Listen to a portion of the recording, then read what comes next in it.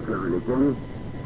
Programme ہے روشن چراغ اور محمود بھائی کی کہانی کا.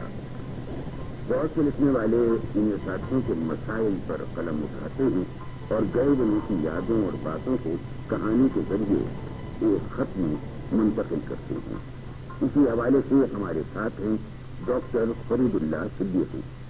سینئر ساتھیوں، فی زمانہ ٹیلی فون، موبائل، فیکس اور ای میل کی سہولت کے بعد تو گویا ہمارا آپ کا وہ زمانہ گزر گیا جب گھر کے دروازے پر ڈاکیا کی سزا کا انتظار ہوتا تھا. اکثر گھروں میں تو بجلی کی گھنٹی بھی نہیں ہوتی تھی.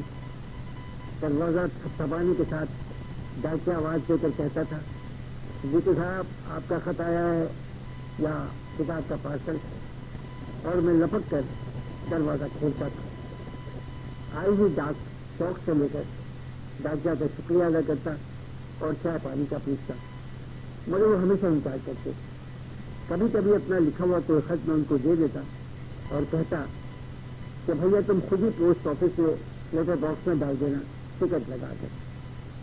جو گلی کے نکڑ پر لگے ہوئے لال لیٹر باکس پر تو مجھے ہمیشہ شبہ رہتا ہے کہ یہاں سے ڈاک کبھی باہر نکلتی بھی ہے یا نہیں، کیونکہ اتفاق کی بات میں نے کبھی پوسٹ آفس سے کسی بندے کو تالا کھول کر خط جمع کرتے نہیں دیکھا تھا. اس جنگ آلو تالے کو دیکھ کر شک ہی ہوتا تھا کہ وہ کبھی کھلا ہو، مگر ایسا تھا نہیں.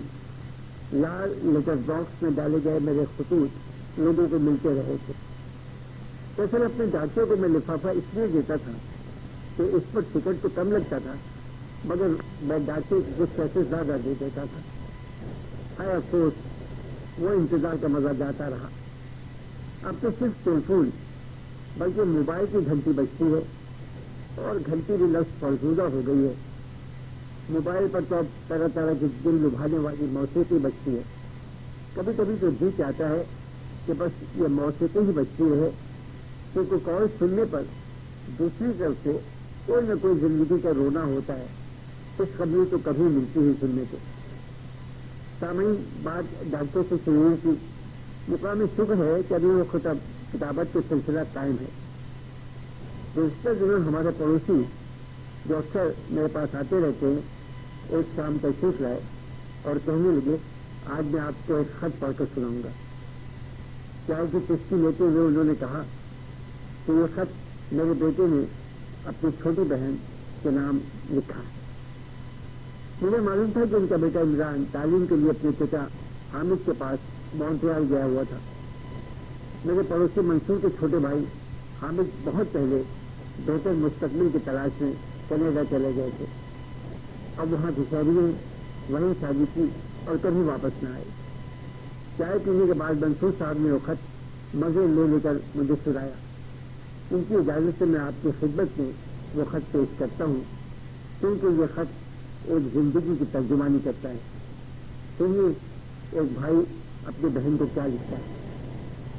میری اچھی پیاری بہن صنم، سدا خوش رہو. کینیڈا سے میرا پہلا خط ہے. اس کے بعد میں پڑھنے میں اتنا مصروف ہو جاؤں گا کہ شاید خط لکھنا مشکل ہوگا. ٹیلی فون پر بات رہے گی. آ کے سنو میری پیاری بہن، تم سے اور ابو امی سے جدا ہو کر جب میں جہاز میں بیٹھا تو اداسی چھائی تھی، مگر برابر والی سیٹ پر ایک دلچسپ شخصیت سے ملاقات رہی. وہ ایک مزاحیہ شاعر تھے. سارے راستے مجھے بڑے دلچسپ اور مزاحیہ قسم کے اشعار سناتے رہے. ان کے اشعار سے میں کبھی تمہیں انشاءاللہ لکھ کر بھیجوں گا، جب آؤں گا تو سناؤں گا. دوسری کنیکٹنگ فلائٹ سے 10 گھنٹے کی لمبی مسافت کے بعد مونٹریال کے میرابل ایئرپورٹ سے جب میں باہر آیا تو نیا شہر تھا.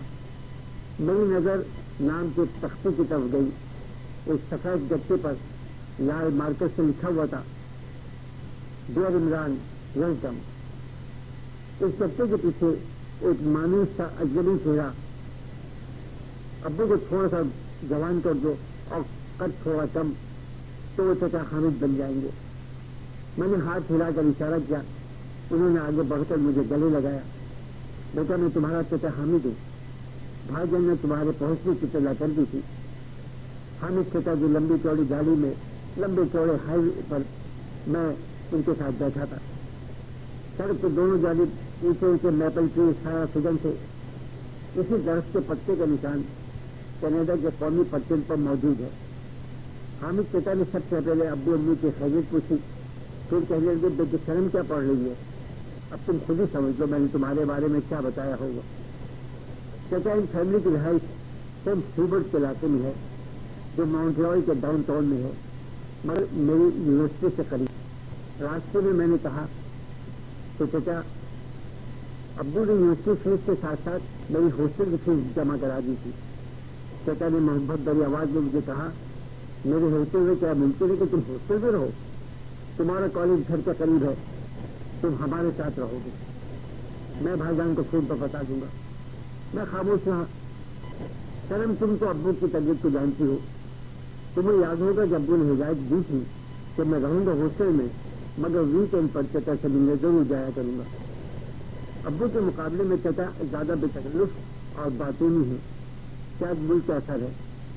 میں نے انہیں بتایا کہ میرے مقابلے میں تم بہت بولتی ہو، ہر وقت میرا دماغ کھاتی تھی، دھیان نہ دینے پر روٹ جاتی تھی.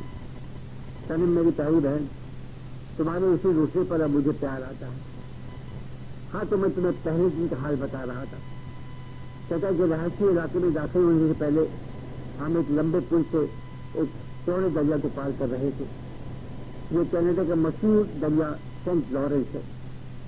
سنم کیا تمہیں معلوم ہے کہ دنیا کا آدھا میٹر پانی کینیڈا کے پاس ہے؟ اب سنو اپنے چچزاد بھائی بہن کے بارے میں جن کے درمیان میں پہلے دن اجنبی کے ساتھ بیٹھا تھا. ماریا سلمان سے 2-3 سال بڑی ہے. نیم سنہری بال، نیلی آنکھیں، درمیانہ قد، گوری رنگت، مگر کچھ ٹھیک تھی. وہ مجھ سے انگریزی کے ساتھ ساتھ اردو بول رہی تھی، مگر فرانسیسی لہجے کے ساتھ. ہمارے کینیڈین بھائی سلمان سوائے لفظ سلام کے ایک لفظ بھی اردو کا نہیں بولتے. اب سنو ذرا فرانسیسی چچی کے بارے میں، بلکہ آنٹی کہنا بہتر ہوگا. گھر کی عمر کے ساتھ جوان بننے کی کوشش کر رہی تھی. انہوں نے میرے ماتھے پر بوسہ دیا اور فرانسیسی میں کہنے لگی، جس کا مطلب ہی تھا کہ ویلکم ٹو کینیڈا. جو میرا اپنے سگے چچا اور ان کی فیملی سے پہلی ملاقات تھی. ہمارے رگوں میں باپ کی طرف سے اسی خاندان کا خون دوڑ رہا تھا، مگر یہاں چچا اپنی اگلی نسل کو کتنا مختلف کر بیٹھے تھے. ویسے مجھ سے چچا بڑی محبت سے اظہار کیا. اب وہ عمر کے اس حصے میں ہیں کہ اپنے وطن، مذہب، تہذیب کی اہمیت اور حقیقت کے ساتھ انہیں سے ستا رہا ہے. مجھ سے ملنے، ابو امی اور تمہاری باتیں سننے کے بعد ان کے دبے ہوئے وطنی جذبات زور لگا رہی ہیں. چچا کے خاندان کے لوگ یہاں مونٹریال میں موجود ہیں. چچا کو ڈر ہے کہ کہیں ماریا اور سلمان چچا کے خاندان کے رسم و رواج میں گم نہ ہو جائیں، بلکہ سلمان تو اب کسی حد تک گم ہو بھی چکا ہے. ان کے رہن سہن، گفتگو، لباس سے ایسا لگتا ہے کہ وہ اپنے تہذیب سے بیگانہ ہو گئے ہیں. مگر میں نے دیکھا کہ ماریا مجھ سے ہمیشہ اردو بولنے کی کوشش کرتی تھی. چچا کے رسم و رواج یہاں سے مجبور ہو کر سلمان اب تو کچھ کہہ نہیں سکتے. ماریا کو پڑھنے کا بہت شوق ہے. انگریزی، فرانسیسی کتابوں کے علاوہ اس کے پاس اردو میں اسلام، مشرق تہذیب اور پاکستان پر بہت سی کتابیں ہیں. کیا تم اردو پڑھ سکتی ہو؟ میں نے ماریا سے پوچھا تو اس نے بتایا کہ ہاں ابو نے سکھایا ہے، مگر اسے لکھنے میں بڑی مشکل آتی ہے. میں اسے اردو لکھنا سکھا رہا ہوں. کہہ رہی تھی کہ اردو کا وہ پہلا خط تمہیں لکھے گی. اپنی کھلی اردو کی وجہ سے وہ تم سے کون سا باتیں کرتے ہوئے شرماتی ہے. ایک مزے کی بات بتاؤں، کسی کو ہماری بے تکلیفی اچھی نہیں لگ رہی ہے. میں اب اپنی پوری توجہ اسٹڈی کی طرف کر رہا ہوں. 1 ماہ ہو گیا ہے، چچا کی طرف نہیں گیا. تم ابو امی کو اطمینان دلا دینا کہ میں اپنی تعلیم ختم کرنے کے بعد فوراً اپنے وطن واپس آؤں گا. میں اپنی پیاری بہن سنم سے دور نہیں رہ سکتا. اب انشاءاللہ ویکینڈ پر چچا کی طرف ضرور جاؤں گا. سنم، تم سے اور ابو امی سے آئندہ ٹیلی فون سے رابطہ رکھوں گا. میری بہن، اپنا خیال رکھنا. تم ماشاءاللہ پکی نمازی ہو. میرے لیے ہر نماز میں دعا کرنا کہ میں کامیابی سے اپنا مشن پورا کر کے تمہارے پاس لوٹ آؤں. میں تمہارے لیے چھوٹی موٹی شاپنگ کرتا رہتا ہوں, اپنے ساتھ چیزیں لاؤں گا یا موقع لگا تو کسی کو بھیج دوں گا. امی کو خاص طور پر میری طرف سے دلا کر دیتی رہنا کہ میں اپنا خیال رکھ رہا ہوں.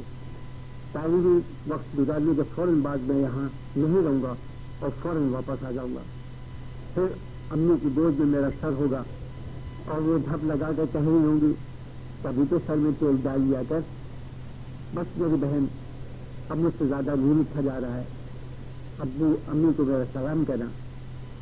تمہیں بہت ساری دعائیں. تمہارا بھائی عمران. میں نے دیکھا کہ میرے پڑوسی منصور رومال سے اپنی آنکھیں صاف کر رہے تھے. سامعین, نوجوان عمران کے خط سے اس سے مثبت سوچ کا اظہار ہوتا ہے کہ تعلیم ہو یا روزی ہو, انسان کہیں بھی سفر کر سکتا ہے, مگر اپنے خاندان, اپنے ملک, اپنے مذہب اور اپنے اسلامی رسم و رواج سے دور نہیں رہنا چاہیے. اپنی انفرادیت کو قائم رکھنا چاہیے. اللہ ہم سب پر, ہمارے وطن پر اپنا سایہ, اپنی رحمتوں کا سایہ قائم رکھے.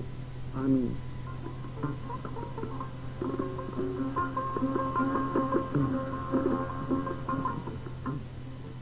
ڈاکٹر فرید اللہ صدیقی صاحب کی تحریر تھی.